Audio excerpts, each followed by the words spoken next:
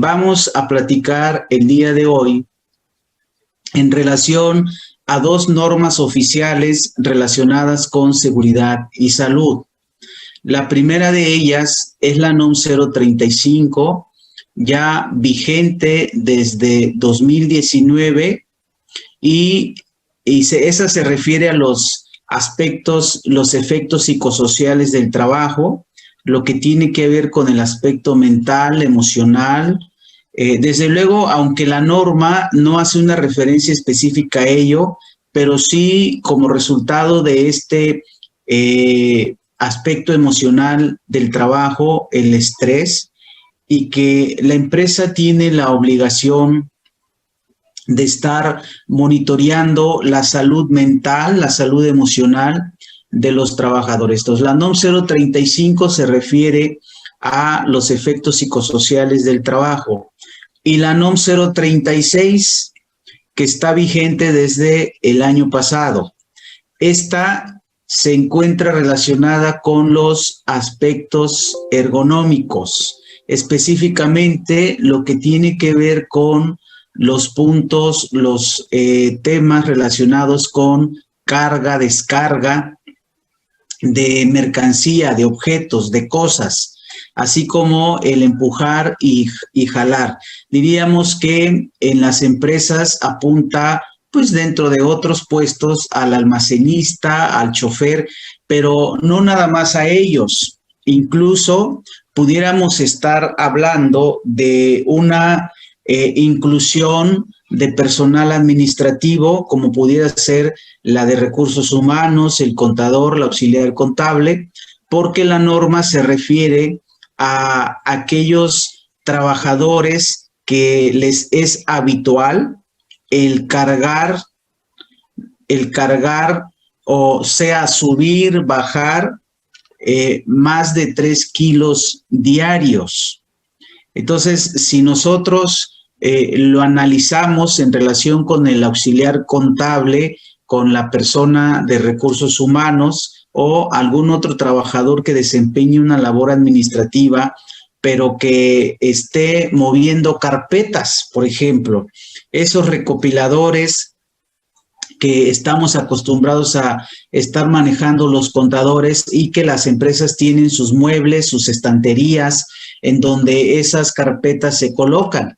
Entonces, todo el hecho de estar yendo todos los días a la empresa y bajar esa carpeta, ponerse a trabajar y luego cuando termina la jornada, el regresarla a su lugar, si esa carpeta pesa más de 3 kilos, entonces debiéramos cuidar estos aspectos ergonómicos de nuestros trabajadores. Entonces, vamos a revisar qué información nos trae la NOM 035, cómo lo estamos haciendo, si es que ya lo estamos haciendo, cómo lo debiéramos hacer, y en aquellos casos o empresas en las que no se esté realizando, pues también vamos a revisar qué es lo que se tendría que hacer.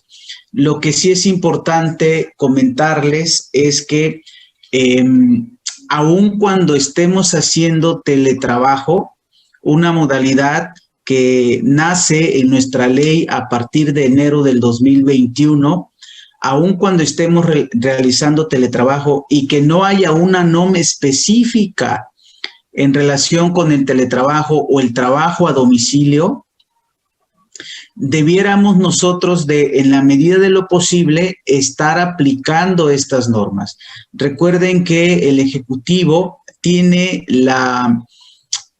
diríamos el plazo, tiene el chance de 1 año y medio para publicar una NOM específica en relación con estos aspectos de seguridad y salud en el trabajo para aquellos empleados que hacen trabajo a distancia, ya sea un trabajo a domicilio o un teletrabajo. Sin embargo, el que no exista una NOM específica sobre ello no significa que vamos a descuidar al trabajador en los aspectos de seguridad y salud. De hecho, la Ley Federal del Trabajo, en el capítulo que se refiere al teletrabajo, hace mención a que es obligación del patrón el entregarle al trabajador la silla ergonómica. y esta silla ergonómica, pues de alguna manera tiene que ver con estos aspectos ergonómicos. Aunque la NOM 036 se refiere al tema de carga y descarga, empujar o jalar objetos pesados, es importante que nosotros consideremos esta parte. Yo les voy a comentar aquí rápidamente, hay un reglamento que se publicó en el 2014. Es el Reglamento Federal de Seguridad y Salud en el Trabajo. Entonces, les voy a mostrar. Ahí está. Este Reglamento Federal de Seguridad y Salud en el Trabajo se publicó el 13 de noviembre del 2014. Aquí está.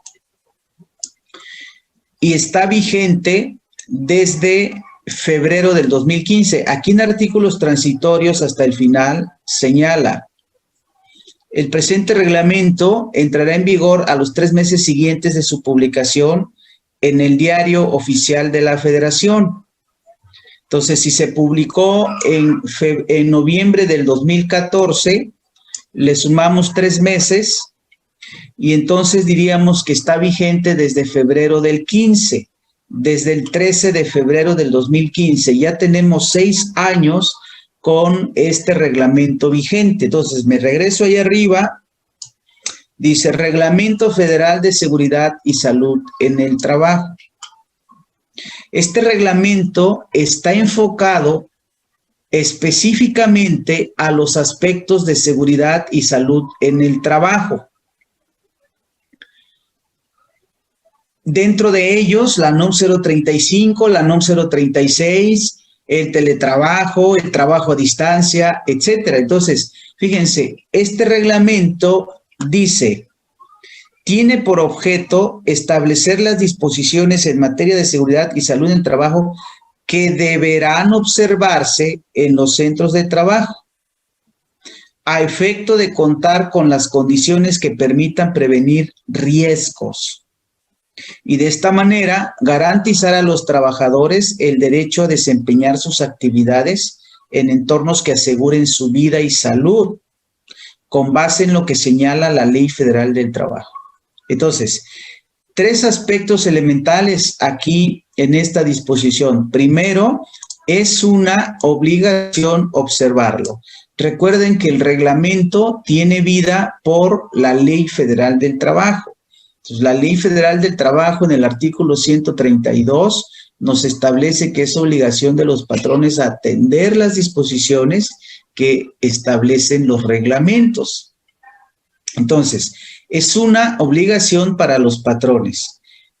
Ahorita les voy a mostrar el fundamento de ley para que vean cómo tiene vida el reglamento. Entonces, primer punto, es una obligación. Segundo punto, se debe observar en los centros de trabajo, ¿sí? Es obligación observar, cumplir las disposiciones en los centros de trabajo. ¿Qué son los centros de trabajo? Aquí lo señala.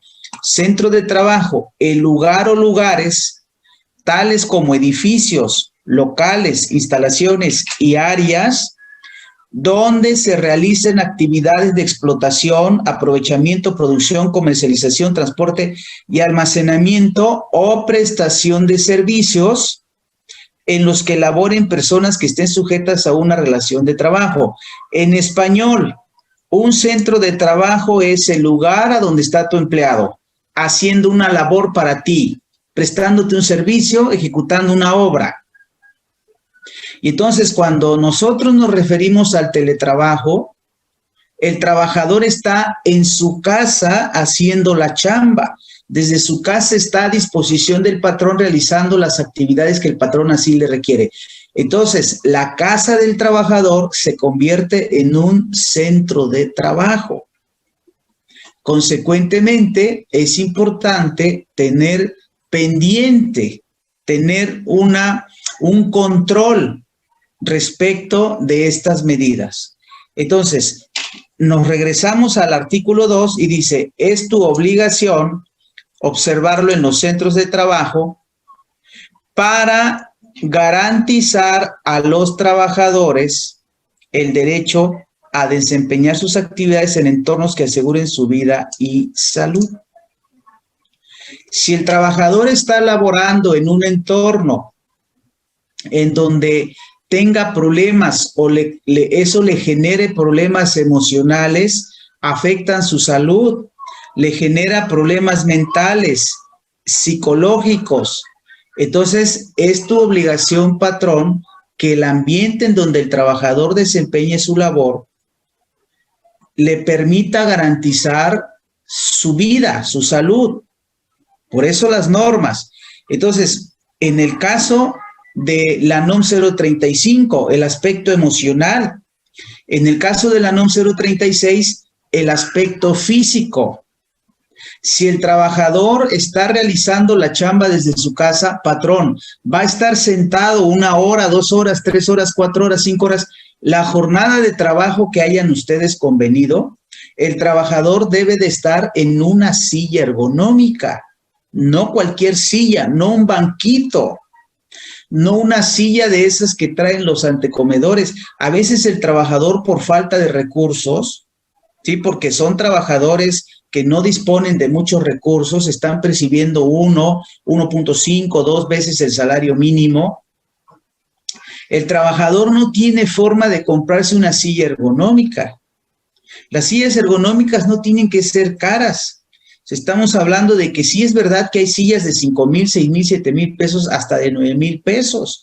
Ustedes pueden ver la publicidad en el Facebook, en el Twitter o a lo mejor en las páginas de internet, a donde anuncian sillas para los gamers, ¿no? Para los jugadores, aquellos que se pasan mucho tiempo en el PlayStation, en el Xbox.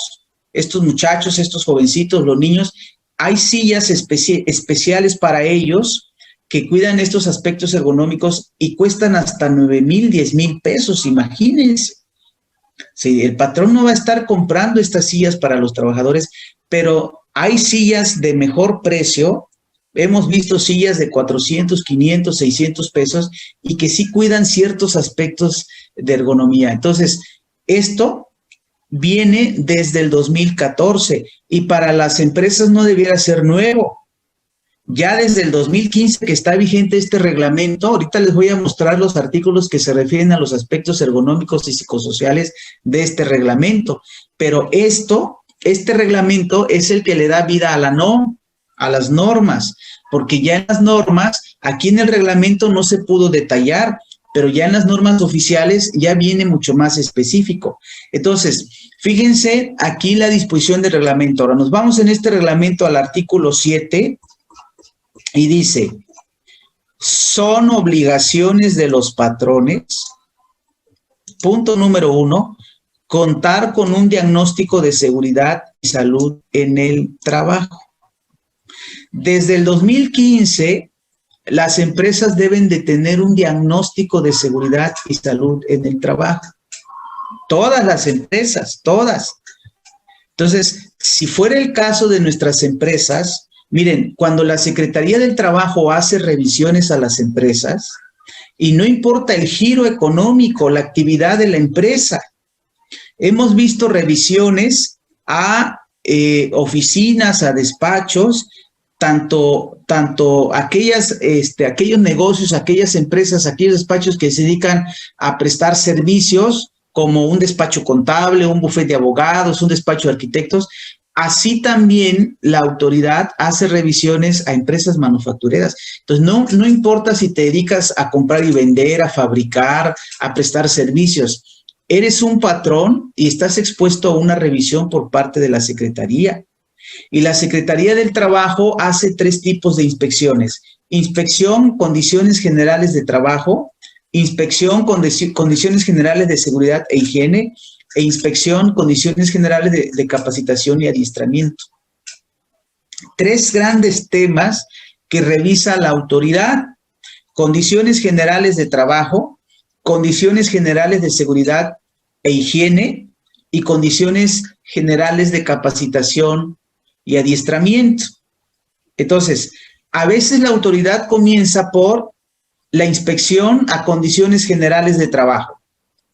Y si allí encuentra un riesgo para la salud, para la vida de los trabajadores, entonces extiende o notifica una revisión a condiciones generales de seguridad e higiene. Y es allí, en ese tipo de revisiones, que nos revisa el cumplimiento de este reglamento y el cumplimiento de las normas oficiales mexicanas. Pero muchas veces una inspección a condiciones generales de seguridad e higiene nace de una inspección a condiciones generales de trabajo. Sin embargo, hay ocasiones en las que la autoridad notifica directamente una inspección a condiciones generales de seguridad e higiene. Entonces, esto es muchas veces a nivel estatal, depende de la autoridad local, diríamos la Secretaría de Trabajo a nivel local, a nivel estatal.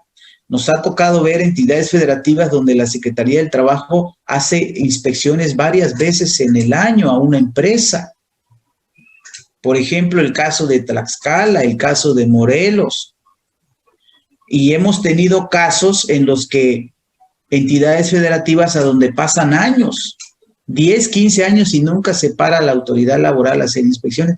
Entonces, en la medida en que la autoridad va modificando, va puliendo, va afinando sus procesos, amplía el número de empresas a las que está inspeccionando. Entonces, en una inspección pudiéramos ser sancionados. Entonces dice, tienes que contar con un diagnóstico de seguridad y salud. Ese diagnóstico tiene que considerar, fíjense, aspectos de ruido, de vibración, de iluminación, de agentes químicos contaminantes, agentes biológicos, aspectos psicosociales, aspectos ergonómicos, las condiciones del edificio, etcétera. Aquí mismo en el reglamento vienen esos elementos que nosotros debiéramos considerar o incluir al estar preparando este diagnóstico. Luego tenemos, dice, ya que tienes ese diagnóstico, con base en ese diagnóstico, tienes que elaborar un programa de seguridad y salud en el trabajo. Con base en ese diagnóstico. ¿Cómo saliste, cómo resultaste respecto al nivel de iluminación? La iluminación es muy baja, ¿sí? Entonces tienes que hacer un programa, una serie de actividades, tareas, acciones para mejorar el nivel de iluminación de tu negocio, de tu empresa, de tu centro de trabajo. ¿Cómo saliste en la parte de ruido? ¿Saliste bien calificado? ¿Sí? Entonces no vas a hacer un programa en relación a el ruido. ¿Cómo saliste en relación a los aspectos psicosociales? Saliste bajo, entonces tienes que hacer un programa para mejorar el aspecto psicosocial de tu trabajador. Y ese programa es justamente la NOM 035. ¿Cómo saliste en aspectos ergonómicos? ¿Saliste mal evaluado, mal calificado? ¿Saliste muy bajo de puntos? Con base en ese diagnóstico vas a hacer un programa para los aspectos ergonómicos y en parte la NOM 036 nos ayuda. Entonces, aquí tenemos el punto de partida de la aplicación de las normas. Ahorita vamos a mostrar, les voy a mostrar en la ley.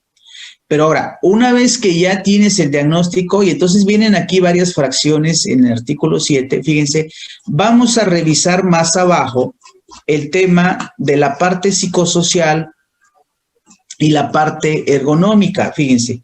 Por aquí abajito dice, disposiciones generales para la salud en el trabajo.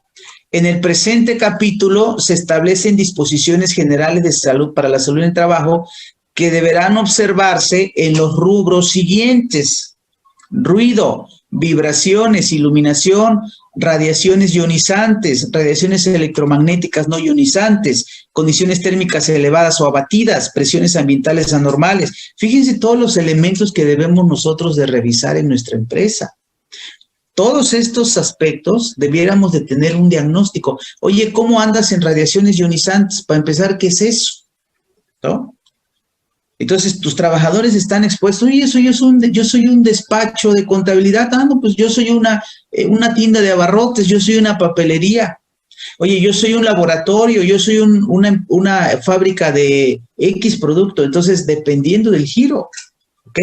Condiciones térmicas elevadas o abatidas, presiones ambientales anormales, agentes químicos, agentes biológicos. Y fíjense la fracción décima y décima primera. Factores de riesgo ergonómico y factores de riesgo psicosocial. ¿Sí? Entonces dijo, aquí arribita me dijo, en el presente capítulo te voy a establecer lo que debes cuidar respecto a factores de riesgo ergonómico y psicosocial. Entonces nos vamos para aquí abajito. Miren, por ejemplo, aquí vienen aspectos en relación al ruido. Debes de tener un programa específico, realizar el reconocimiento del ruido, bla, bla.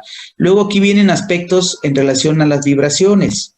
Luego vienen aspectos en relación a la iluminación. Y entonces, fíjense, almacenamiento, transporte de fuentes de radiación ionizante, radiaciones electromagnéticas, y entonces, fíjense, condiciones térmicas extremas elevadas, presiones ambientales anormales, agentes químicos capaces de alterar su salud, agentes biológicos capaces de alterar su salud, y luego vienen los aspectos ergonómicos. Dice, en relación con los factores de riesgo ergonómico del centro de trabajo, los patrones deberán contar con un análisis de los factores de riesgo ergonómico de los puestos de trabajo expuestos a los mismos, adoptar medidas preventivas para mitigar los factores de riesgo ergonómico. Entonces, debemos de tener un análisis de los factores de riesgo ergonómico. Luego, una serie de acciones para disminuir esos factores. Practicar exámenes médicos al personal ocupacionalmente expuesto. Informar a los trabajadores sobre las posibles alteraciones a la salud por la exposición a los factores de riesgo ergonómico. Tú le tienes que estar diciendo a tus trabajadores cuáles son los riesgos que corren si cargan mal el producto, si están haciendo un transporte inadecuado, cuando jalan esa serie de cajas, cuando empujan, cuando cargan y levantan, cuando bajan. Tú le tienes que decir a tus trabajadores cuáles son los riesgos que corren. En el caso del personal de oficina, le tienes que señalar a tus trabajadores qué riesgo corren por ocupar una silla que no corresponde, por estar cierto tiempo sentado sin levantarse, etcétera.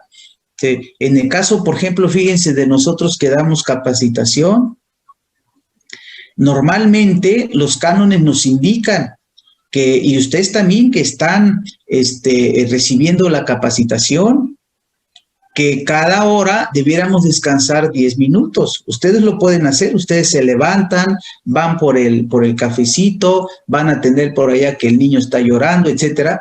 En el caso de los expositores, no, la recomendación es que cada hora descansemos 10 minutos. Entonces, aquí también depende de el grado de salud de la persona. Entonces, oye, ¿lo puedo hacer cada 2 horas? Sí, cada 2 horas está bien, no hay problema. Tómate 15 minutos. Por eso hacemos ese receso. Digo, normalmente lo hacíamos, ¿no? Cuando estábamos en condiciones normales. Ahorita que estamos desde casa, también esas indicaciones, oye, levántate, haz un poquito de ejercicio, movimiento, mueve los brazos, mueve las piernas, mueve la espalda, la cadera, etcétera. Y entonces ya hiciste un poquito de ejercicio, un par de minutos, ya regresa a tu lugar y sigue chambeando. El cuello, etcétera. Entonces, informar a los trabajadores sobre las posibles alteraciones a la salud por la exposición a los factores de riesgo, capacitar al personal ocupacionalmente expuesto, llevar los registros sobre las medidas preventivas. Eso es todo lo que nos dice el reglamento. La NOM 036 nos viene a ayudar sobre este aspecto. Ahora, respecto a los factores de riesgo psicosocial, aquí está el artículo 43.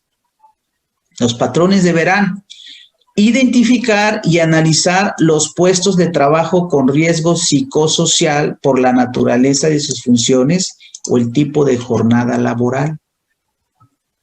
La afectación mental a tu trabajador en relación a la chamba muchas veces es por las cargas excesivas de trabajo. Por ejemplo, las personas que están en nóminas, ¿sí? Está clarito que este tipo de trabajadores, oye, la carga de trabajo es muchísima. La persona va a enfermar, a lo mejor ya no estando contigo, a lo mejor estando fuera de tu empresa. En un momento dado se pudiera tipificar una enfermedad profesional. ¿Sí? Oye, la trabajadora está expuesta a el maltrato, a el acoso, al hostigamiento por parte del jefe o de la jefa, el trabajador, la trabajadora.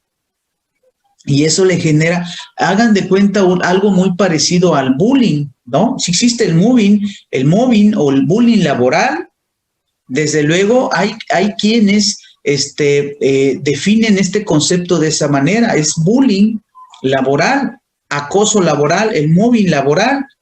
Son aspectos que están relacionados con justamente el ambiente de trabajo adverso al empleado. Entonces, cuando estábamos en la primaria o los que ya somos padres y a nuestros hijos en la primaria, mi hijo, levántate, es hora de ir a la escuela. No, pa, es que me duele el estómago. La primera vez, no, pues se siente mal.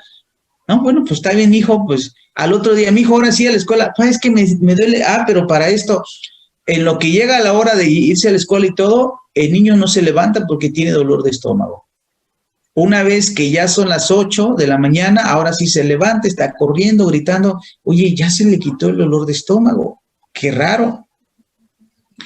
Al otro día, igual, mi hijo, ya es hora, levántate a la escuela. Pa, es que me duele el estómago. No, a ver, aquí algo está sucediendo. Y vamos a investigar. ¿Por qué no quieres ir a clases? Pa, es que la maestra me golpea. Pa, es que la maestra me exhibe. Pa, es que fíjate que hay un compañero que me ofende. Pa, es que fíjate que me están haciendo eso. Y entonces el niño, la niña, por ese ambiente adverso, ya no quiere ir a la escuela.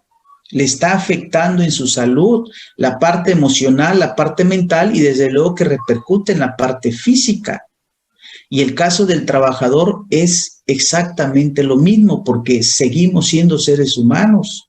Lo único que cambian son los ambientes, los escenarios. Oye, no quiero ir a chambear porque el jefe me grita delante de todos, me humilla, ya no lo soporto, le voy a gritar, nos vamos a agarrar a golpes, etcétera. Entonces, con base en esto, dice la disposición, tienes que hacer una evaluación del ambiente en donde tu trabajador te está prestando el servicio. Entonces dice, identificar y analizar los puestos de trabajo con riesgo psicosocial por la naturaleza de sus funciones o el tipo de jornada laboral. Imagínense ustedes los que estamos en el área de impuestos, en el área de seguro social. Si de pronto el guardia habla a la oficina de recursos humanos, licenciada, la buscan. ¿Quién es? Dice que viene del seguro social. Imagínense en ese momento, o la contadora, el contador, contadora, aquí la buscan. ¿Quién es? Dice que viene del SAT. Imagínense, en ese momento, siente que empieza a escurrirle un líquido por la columna vertebral, ¿no? Oye, se empieza a acalambrar, se le empiezan a dormir las manos, los pies, y entra como en shock, siente que se está hinchando, que ya los riñones no le funcionan, siente que se le subió el azúcar. ¿Cuántos diabéticos tenemos en el país derivado de esto? De veras, ¿sí? Y a veces el patrón ni en cuenta. Oye, tienes que considerar estos aspectos. Si a la persona le hace daño, no todos tenemos la misma fuerza o el conocimiento, porque muchas veces por desconocimiento tomamos algo de una forma mucho más aprensiva que como debiera ser, ¿no? A veces por desconocimiento, a veces por una debilidad emocional. Oye, si el trabajador le hace daño atender, llevar estos asuntos, entonces hay que modificar las actividades, ¿sí? Hay que replantear, no es el candidato idóneo para esa actividad. Atender asuntos del IMSS, atender asuntos del SAT, etcétera. O en ocasiones, un trabajador que desempeña una actividad material, algo tan simple como un repartidor, un chofer, ¿sí? Oye, imagínense un chofer, ¿qué les cuento? De una empresa de refrescos, de Coca-Cola. Imagínense un chofer de la Coca-Cola que le toque ir a repartir refrescos a Tepito, a los negocios de Tepito. O sea, hay trabajadores que se les da y hasta se hacen cuates de los ambulantes y se llevan y hasta se gritan, se dicen groserías y a veces hasta se reúnen para comer las carnes asadas, etcétera. Se hacen amigos, pero hay personas que dicen, les da un pavor meterse a esa colonia. Me van a asaltar, me van a secuestrar, me van a convertir en un vendedor de droga, etcétera, me va a confundir la policía o puede haber en algún momento un cruce de disparos, etcétera. Entonces, hay trabajadores que se les da, hay trabajadores que no se les da, independientemente del tipo de actividad que realicen, una actividad material, una actividad intelectual. Entonces dice, debes identificar y analizar los puestos de trabajo con riesgo psicosocial, tanto por la naturaleza de sus actividades como por la jornada, ¿sí? A veces no es por la chamba que hace, sino por la cantidad de chamba que hace. Identificar a los trabajadores que fueron sujetos a acontecimientos traumáticos severos. Ustedes saben quiénes de sus empleados estuvieron sujetos a un acontecimiento traumático severo. Entonces, de entrada diríamos, oye, ¿qué es un acontecimiento traumático severo? ¿Sí? Entonces, ahorita lo vamos a revisar, pero fíjense el reglamento desde el 2014. Adoptar las medidas preventivas pertinentes para mitigar los factores de riesgo psicosocial. Desde el 14, bueno, desde el 15. Practicar exámenes o evaluaciones clínicas al personal ocupacionalmente expuesto a factores de riesgo psicosocial. Informar a los trabajadores sobre las posibles alteraciones a la salud por la exposición a los factores de riesgo psicosocial. Llevar los registros sobre las medidas preventivas adoptadas y los resultados de los exámenes o evaluaciones clínicas. Entonces, vean, el reglamento desde el 2015 nos establece tanto en la parte de ergonomía como en la parte de los aspectos o los factores de riesgo psicosocial. Son aspectos a considerar dentro de los factores de riesgo psicosocial que derivan de la naturaleza de las funciones del puesto de trabajo, las condiciones peligrosas inherentes al mismo. Cuando se realiza bajo condiciones inseguras, que demanda alta responsabilidad o requiere de una intensa concentración y atención por periodos prolongados. Entonces, vean los elementos en relación a los factores de riesgo psicosocial. Bueno, entonces, yo les quería recordar esta parte del reglamento porque ahorita vamos a ver el tema de las NOM desde la disposición de ley, pero la NOM no es el punto de partida. El punto de partida es lo que establece la ley, que ahorita ya empezamos a analizar. Segundo lugar, las disposiciones del reglamento, y diríamos que las NOM vienen siendo la serie de acciones específicas, ¿sí? Entonces, si desde el 2015 debimos nosotros implementar ese reglamento a través de las obligaciones, disposiciones, acciones, etcétera, ahorita con la NOM 035 y la NOM 036, nada más es cuestión de irlo aterrizando y de ir obteniendo los documentos probatorios de las acciones que vamos a implementar, que vamos a ir llevando a cabo para aplicar cada una de estas normas. Entonces, fíjense que dice el artículo 132, fracción 17ª de la Ley Federal del Trabajo. Son obligaciones de los patrones cumplir el reglamento, ese reglamento que les acabo de mostrar. es tu obligación cumplir ese reglamento y las normas oficiales mexicanas en materia de seguridad, salud y medio ambiente de trabajo.